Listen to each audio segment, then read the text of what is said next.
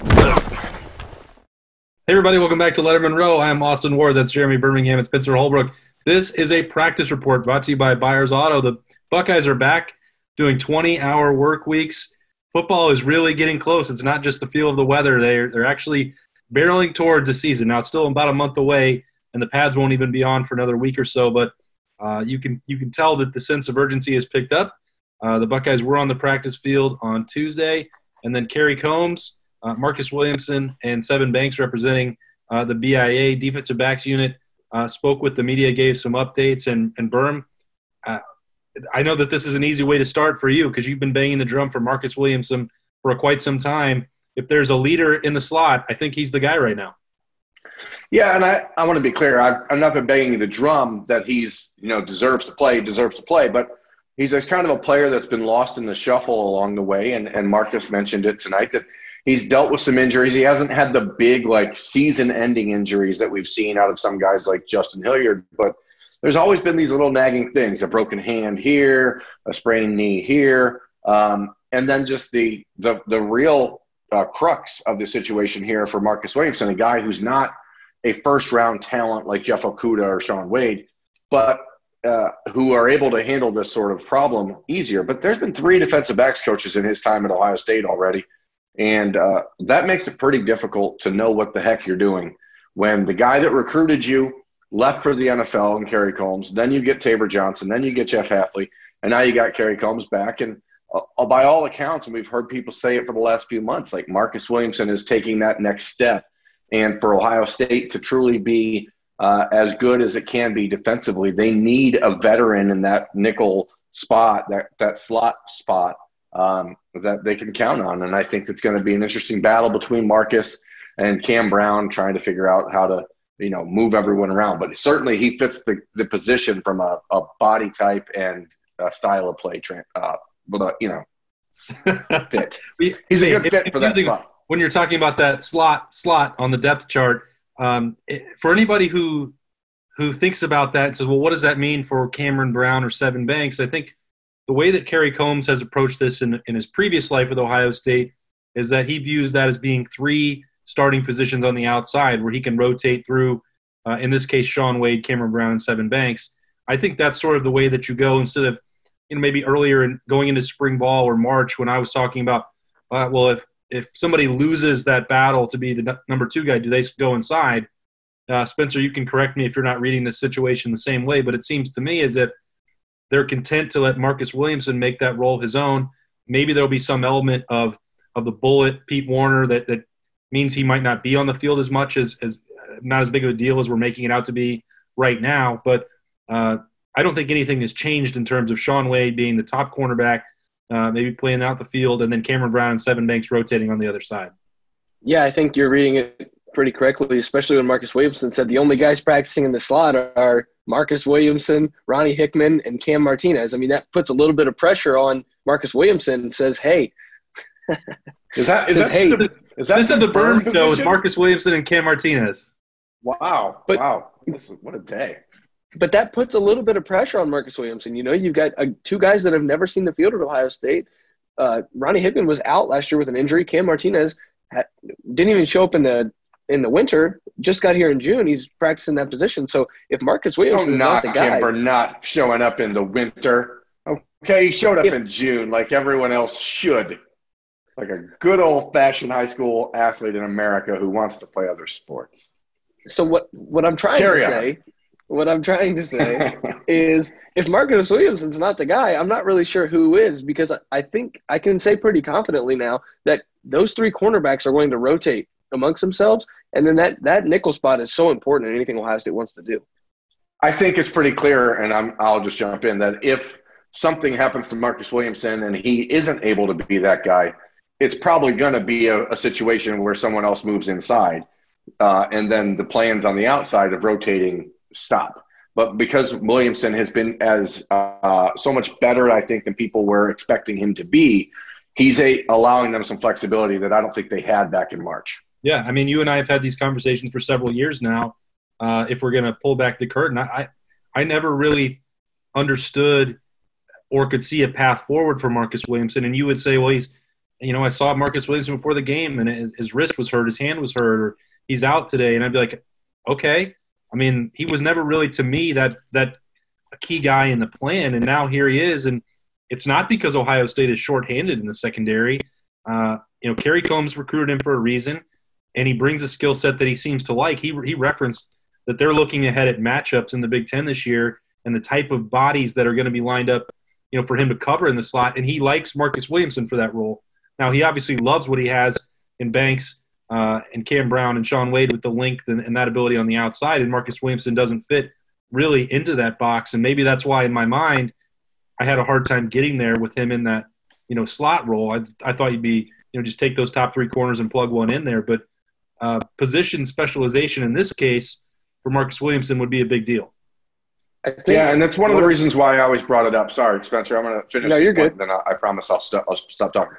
One of the reasons I'd always bring that up is because in those types of games, whether it be against the Miami of Ohio's or the Rutgers, because those are the games when those players need to get experience. And it was always just such a kick in the pants because you weren't expecting Marcus Williamson to be on the field against Penn State or Michigan or someone like that.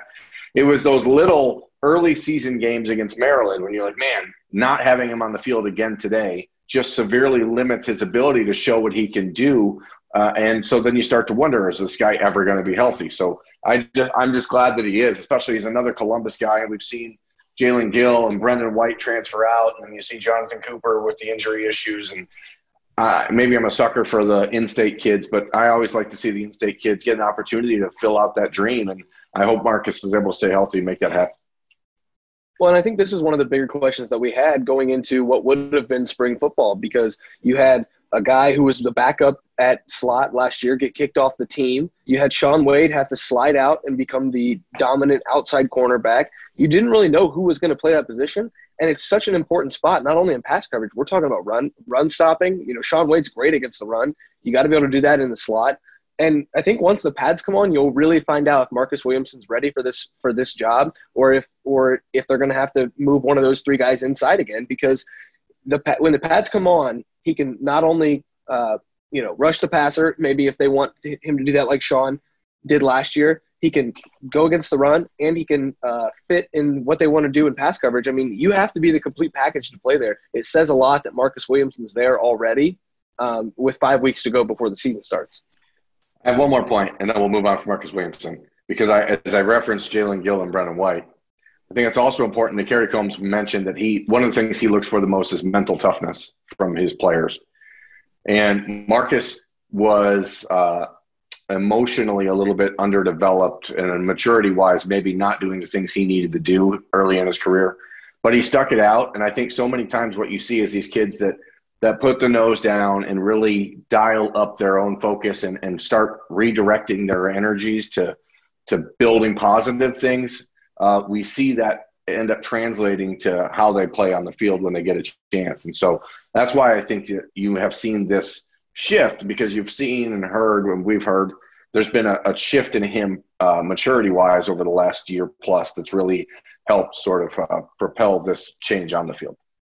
So I'll stop talking. All right, and the most mature, experienced guy, of course, on that roster is Shaun Wade. And I think probably there was a little ripple throughout the Zoom press conference room when Ohio State's SID, Jerry Evan, came on and said, Shaun Wade was supposed to be available. He will not be tonight, and he didn't practice. And you wondered why that was. So I asked Kerry Coombs, and it was basically just processing some of the COVID-19 tests, not anything to do with agents and signing or him being eligible.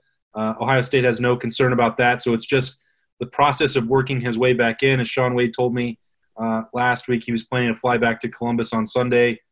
So that was, he's been here 2 days. It's probably not a huge surprise that he didn't go right back out there into a full team practice. But certainly the expectation is, as soon as those tests come back in, is that Shaun Wade will be out there and he will be the primary cornerback. That is a big deal for the Buckeyes, because Kerry Coombs was sort of, asked about this as well. You were pretty close to having to go back to the drawing board with a completely revamped secondary. Spencer, you talked to Sevyn Banks about this sort of mindset and the situation they'd be in.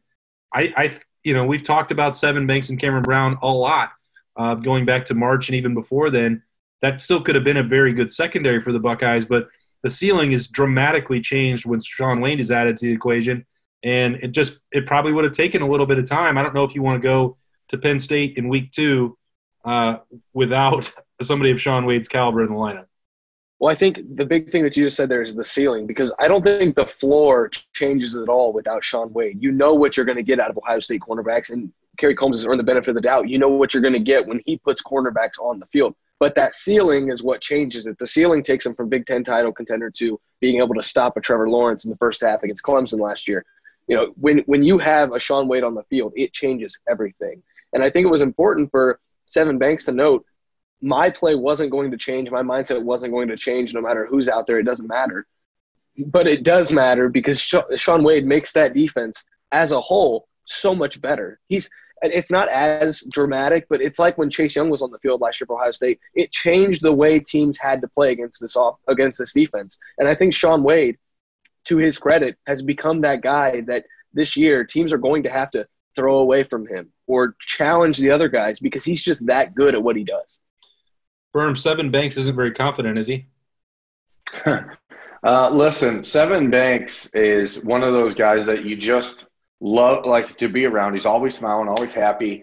Dude loves him some Sevyn Banks, and I appreciate that. As someone who loves me some me, I'm all about that. I think that a kid like Sevyn is a complete 180 from Cam Brown, which is interesting.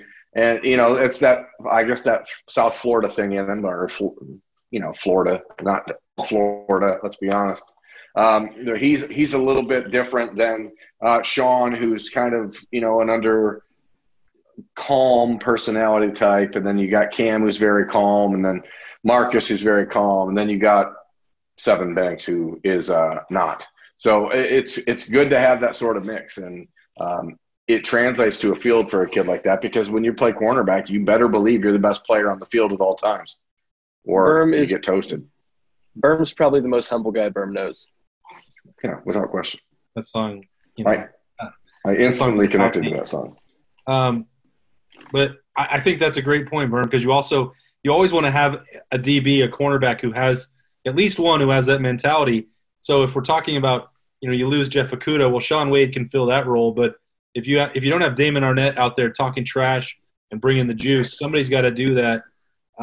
So from that perspective, I think Sevyn Banks has it covered. Yeah, I agree. I think that's perfect. That's a great comparison between him and Damon Arnett. Yeah, that's what I was about to say. It doesn't get any better than that. If there's another Damon Arnett on the Ohio State roster, Austin's going to be happy. I desperately miss Damon Arnett. It was great to see him making some plays for the Raiders again, injured and with a cast on. I guess nothing can ever stop that guy. But to me, if you had Shaun Wade back, replacing Damon Arnett became even more important in some ways than Jeff Okudah. Sevyn Banks and Cameron Brown stepping up to do that. Now Marcus Williamson in the slot. A big deal. We're just getting an early feel now for what Ohio State will do in this reloaded BIA cornerback room. Kerry Coombs talked about it tonight, along with Sevyn Banks and Marcus Williamson. Lettermen Row had those interviews recorded and streaming for you tonight. If you missed them, catch up there. And then after you watch this, of course, you made it this far, you've already done it, so don't worry about that.